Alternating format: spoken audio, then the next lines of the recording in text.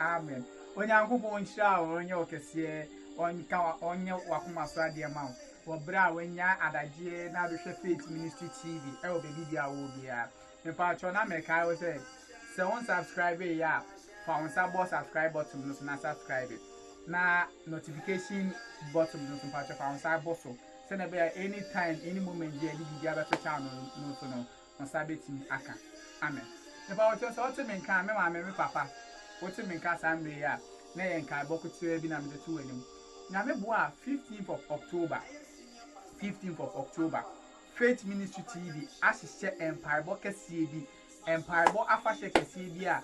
ye frefre Ghana fo nyina ne amanonfo bebi bia wo bia nipa bia a otimi nka bia eye empire bo afahye be kan ho se Easter afahye du so na ye ebi ye timi kokwa wo se yakwaje ye ni bia we nso empire bo afahye mama ye mehyem ne mo mpaye na empire bo na teachers me da so ne se ye fa 1 Samuel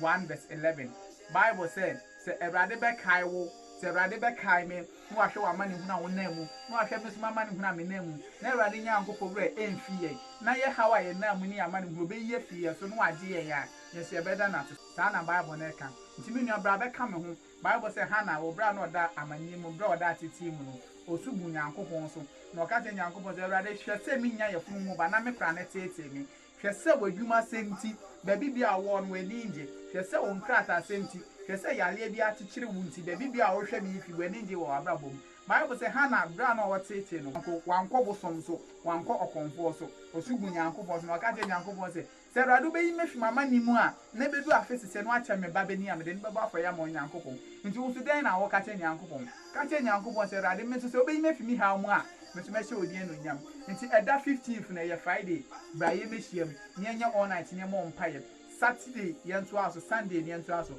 baby bia wo bia me pa chobra edan wo accommodation wo ha obenya baby di wuti ato fefefe na ye hye onyame eno nyam me pa cho so ofi Kumasi na eba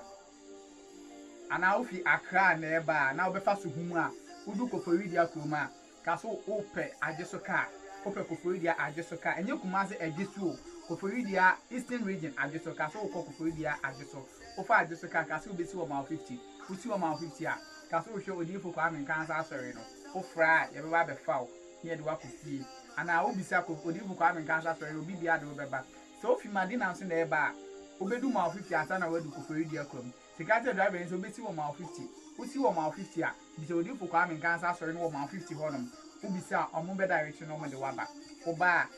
ye beje ofefefe so nyama baby na do theater na ya ye empire bono na me go Friday na start asori 8 o'clock all night starting 8 o'clock di fu akuku dam akese na eba amre pam ne de omu nyina de be tu no ate na wo hu bi nso nti me pa ocho se unya information fufuro bi anso a number na egu screen no number na etwa himo screen no so no me pa ocho pick number no na free na de hia obi anso ye no be de hu kika ho na ya cheche won kakaka na me nchira asurinya nie mazawa betuani oh me de mazawa be oni mafu me de mazawa be